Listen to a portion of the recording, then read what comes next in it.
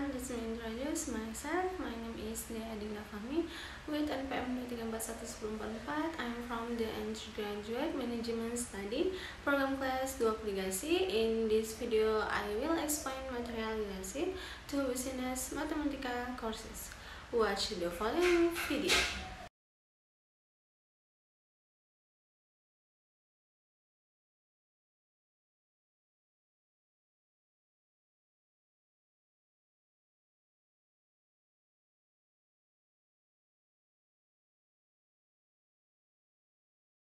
The effect of tax and subsidies on market equilibrium can vary depending on certain factors. The following are some general influences. 1. Tax A. Taxes and increase producer cost, thereby causing a decrease in the supply of goods or services. This can shift the supply curve to the left, causing an increase in price and a decrease in quantity demand. B. Taxes can also reduce consumer pricing power because they increase the price of goods or services. This can shift the demand curve to the left, causing a decrease in price and quantity demand. C. Apart from the tax, can also cause the purchase or consumption of illegal or unregistered goods or services. Due to higher price, this can disrupt the true market balance. 2. Subsidy. A. Subsidy can be recorded to fall producers thereby increasing the supply of goods or service. This can shift the supply curve to the right, causing a decrease in price and increase in quantity demand. B. Subsidy can also increase consumer purchasing power because they reduce the price of goods or service. This can shift the demand curve to the right, causing increase in price and quantity demand. C. However, too many subsidies can also cause inefficient market distortion by encouraging escape consumption or inefficient production. In practice, the effect of tax and subsidy on market balance must be calculated carefully to see the overall impact.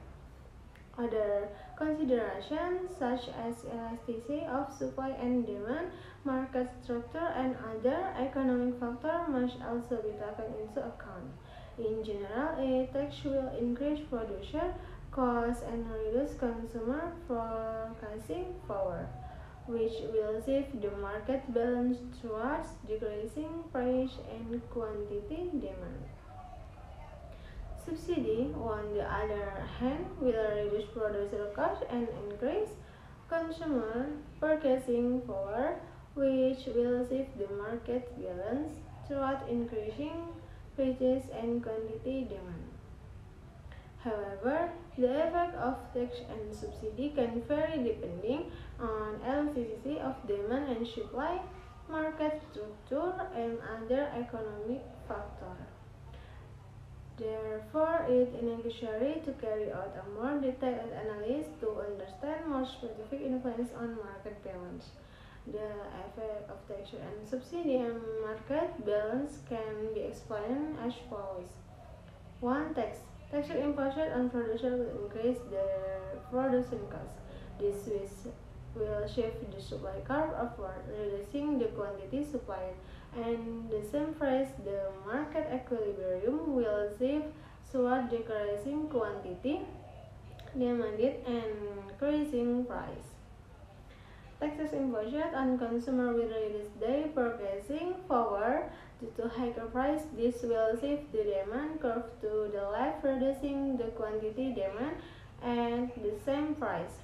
The market equilibrium will shift toward decreasing quantity supplied and increasing price. 2. Subsidy. Subsidy given to product will reduce their production cost. This will shift the supply curve downward, increasing the quantity supplied with same price. The market equilibrium will shift toward increasing quantity demanded and decreasing price.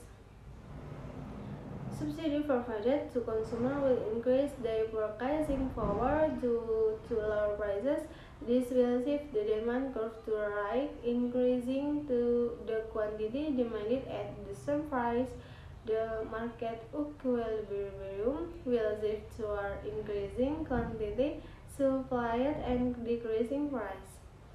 However, it should be remembered that the impact of tax and subsidy on market balance also depends on the elasticity of demand and supply. If demand or supply is elastic, change in price or quantity demand and supply will be greater.